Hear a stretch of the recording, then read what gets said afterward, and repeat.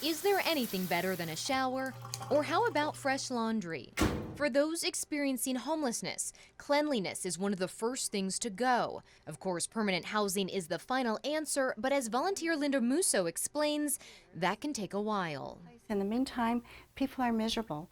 And one of the biggest concerns we hear about is being dirty. Corey Higby is the executive director of Pueblo's Cooperative Care. They've been helping Pueblo's homeless population since 1982. Last year we served just over 37,000.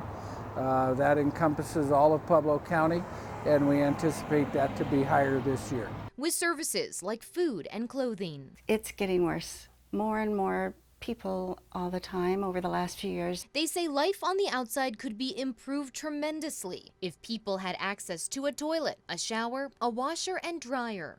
It's hard to go for a job interview or ride a bus for a medical appointment or anything that puts you in the midst of other people and know that you don't smell nice and you don't feel nice. Their idea, a mobile shower trailer and laundry truck, similar to the ones used after natural disasters. The trailer would have 3 private bathrooms, including a flushing toilet, sink, mirror, and shower. One of the bathrooms would be handicapped accessible.